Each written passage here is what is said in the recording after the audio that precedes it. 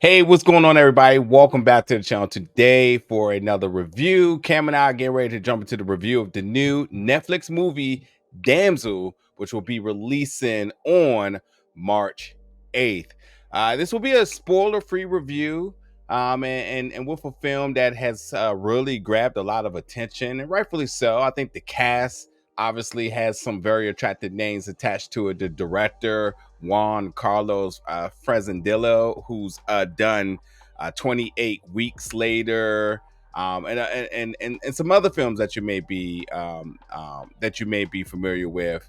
I think there was just a lot of anticipation going into this film. But just starting off right there, now that we had a chance to check this film out, did you like it? Did you not like it? Where are you kind of at with this? I feel like I'm kind of in the middle. I mean, the not to give anything away, the story there's a lot. There's a lot going on, right? I mean, through the whole entire movie, and I think honestly, like you went to the names attached to it is what gravitated me to it. Seeing the first initial trailer, seeing something different than the princess being saved by a prince, and I was like, you know what, this is different. I like this. This is something new for today's age, I think, and I still think it was a good film overall, though. Millie Bobby Brown, I mean, had an amazing performance. Angela Bassett, can't go wrong with her, to be honest with you. But I think it's pretty good, and I think a lot of people are actually gonna like it overall, though. Yeah, Millie Bobby Brown's character Elodie is set to marry this prince, and we know that story. Arranged marriage, man, and for the sake of betterment of either aligning kingdoms or just and whatever type of militant strategy that comes from behind that and whatnot. But yeah, she's doing this because she wanted to protect her people. She has a good heart in terms of her motivation behind it. But it all goes wrong, and it ends up being her basically in a life and death situation as she is put into this cave, which happens to be the home of this dragon. So it is a little bit of a cat and mouse little thing kind of going on here, as well as just pure survival. So yeah, listen, I'm gonna be 100 with you all. I've always been real hesitant with Millie Bobby Brown. Like, granted, we love Stranger Things, but there's been some other projects that's followed that wasn't some of her best work, I'll say. So I'm always a little like, okay, don't get me wrong, I root for her. I really want her to succeed. So I constantly am drawn to projects that she's in. Because I'm just waiting for that one big performance that's going to really change the narrative behind her. Because a lot of folks sort of think, and me partially thinks that Stranger Things was a little bit of an easier role for her. But when she had gotten opportunities such as like Godzilla and all the different the few that she was in, not her best outing. You definitely didn't look at that film. Not that you actually are looking at those films for humans, but even still, you didn't get anything extra from the human performances. Yes, we're there to see Godzilla and the Titans, but you're still saying that's a big attractive casting there. Would she be able to bring something extra to it? And definitely not one of my favorite performances, but didn't hate it, didn't love it, just in the middle. So I'm definitely just waiting to see her just get that big moment. So I've always been a little skeptical when it comes down to seeing her attached to something. But yeah, here we go again in a genre that I love when you're talking about adventure fantasy, and especially anything that has a dragon in it. We're talking about Lord of the Rings or The Hobbit. I mean, obviously Game of Thrones here. There's two things I'm looking for. The special effects, because who doesn't love seeing a dragon in flight and Ducatis and then things get on fire, and then obviously because the world building behind it. So I thought the film executed very well on the special effects. Really love what they did with the dragon. I really love the world that this all exists in. And then I'm with Millie and her being the lead here in survival. I wasn't mad at it at all. I actually thought this was a very solid outing for her as well too. You mentioned Angela Bassett. She plays Lady Bayford, who's basically like her hype man. Not really, but like the lady that's kind of in protectance of her. I think it's an interesting choice, man. Whenever you use Angela Bassett as a supporting character, not a Yeah, decision I would true. make, but I Right. mean, she can't do no wrong, but you can do wrong. I mean, listen, she's in my film. I'm juicing her out, Oh yeah, for sure. and you're not getting that much of her. But overall, I'll just say that top to bottom, the cast I thought collectively was good. Didn't look at anybody's performance and was like, no, definitely no. Didn't feel that way at all. But you know, this was definitely a step forward for Millie Bobby Brown. So I would love to kind of see her in more roles. And yes, you got her from Demigorgons to Godzilla to now and Godzilla and the Titans and now the Dragon. Like, yeah, I want to keep seeing her in these sort of adventure roles and just kind of seeing where she can flourish. And I know the folks in the comments are probably going to go and say, what about Eleanor Holmes? I wasn't the most highest on that film Yeah, overall, but also don't think that was like a film, either of them, that really took a step forward for her. I'm still looking for that big break, and I know she's on the cusp of it, so I'm just going to keep watching her film till she has that big one. I truly think it will be an independent film. It will not be a big blockbuster or anything with a big budget. I really think she's going to do something very special on the independent level. So, yeah, that's sort of like all of my thoughts there on that. yeah, there you go. What about you, Gail? Yeah, same.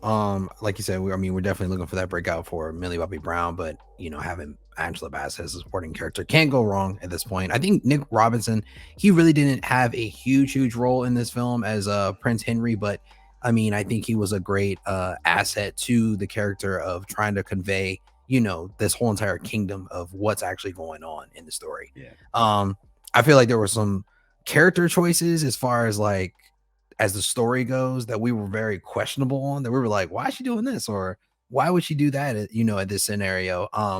But I guess being in the moment and the way the, you know, the character was swinging, trying to survive in this film is basically, you know, characterized as a thriller at the end of the day. I mean, in a survival film. So regardless, I think is good, like I said, and I think a lot of people are actually going to be surprised at this one. And like you said, the just seeing the different sceneries of the different kingdoms, going from where she came from to where she wants to be later on in life, I think is really cool though. This film gives you a little bit of Lord of the Rings as well as How to Slay a Dragon mixed in. So I was like, man, it's just given a lot of different vibes of tons of different films that a lot of people have loved over the years. So I think it's going to be a good one for people. Yeah, I know this is based on a novel. Not familiar with the novel, Same. and I think anybody who's just a fan of fantasy, a fantasy adventure, I think like why these are the different tropes or elements within the story that you want. I mean, if I'm writing something, I'm putting a dragon in it one way or another. I'm here to also say that this dragon is not the bad guy. So argue Yeah, with your no, mom. I don't care. I don't care what the not narrative at that all. you may think and see. This dragon is not the bad guy. Right. Because at the same time, even when you're looking at the synopsis, this is no spoiler here. Like they labeled the prince as the perfect prince. Right. If that doesn't bring suspicion to what's going to happen, Yeah. and following the fact that she's in the pit by herself in survival, well, what happened to that perfect prince of hers, Right. So yeah, listen, if you read the synopsis, you can kind of put together what the plot is going to be. There is no bit of twists and turns in the plot that's not at all unpredictable. In fact, it's very predictable Yeah. to be a straight shooter here. And I'm not mad at it at all because it was still a fun adventure. It was PG-13, so I mentioned a House of Dragons and Lord Game of Thrones, but yeah, it's by no means that brutal, that raunchy, or anything like that. It's very much PG-13 on all of those notions. But yeah, my only issue with the film is there's definitely like some questionable developments, like the dragon, man. There's some things that happen with the dragon that I'm just like, I just don't understand, and you'll see what you see. So with the plot, the plot wasn't airtight. There definitely was some issues with it, a little bit of gaps, a little bit of psychology with some of the characters that didn't make sense. But to just completely be uncritical and just to sit back and enjoy this on Netflix, I didn't have a problem with it at all. I think it will Definitely be something, even if you're not very engaged with the plots or even with the script or the dialogue or what's happening, just being able to watch this visually and just kind of seeing the adventure progress in a way where you're slightly disengaged but just kind of just peeping in, I think you'll still even enjoy it on that note because it looks good. It looks good. There's some good moments in it. It's a simple plot. It's predictable, but yet it's still a fun adventure. And that's kind of how I like some of my fantasy adventures to be. Just, let's get A to B. We won't need all the side quests and all that other stuff. Let's just, last thing. This thing is almost 2 hours. It didn't feel like it to me. This thing kind of breezed by. I was not mad at how this movie kind of progressed, Yeah, same. I was actually surprised how fast it actually went. I looked up and I'm like, oh, what time is it? I can't believe we got through this whole entire film. And I didn't have a moment where I was like, this is a bore. I want to do something else. Like, I'm waiting for this thing to get over. It definitely kept you engaged the whole entire time. So I think for a lot of people at home, that's going to be a good watch for them as well. Like you said, you don't have to be super engaged and there's no type of really, prequel to it or backstory that you need to follow. So you can kind of just sit back and watch it and just have a good time. So, yeah.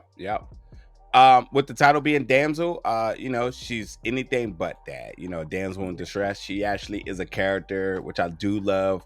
How we do see this character progress in terms of being somebody that traditionally would need a white knight, which her prince in this case, where she actually becomes a character that grows in her strength, grows in her conviction. Like, she knows what she wants to do. She becomes independent, ultimately to becoming fierce. I love the development in this character, and I think for Millie, that had to be a very intriguing element in terms of wanting to take this role, because even with the plot being so simple, that theme of really seeing this woman really stand on her 2 feet after really literally being thrown to the pit, was able to to rise to the occasion and to do it on her own. So I do love that. But anywho, folks, you can check out Damsel. It's coming to Netflix. That'll be available March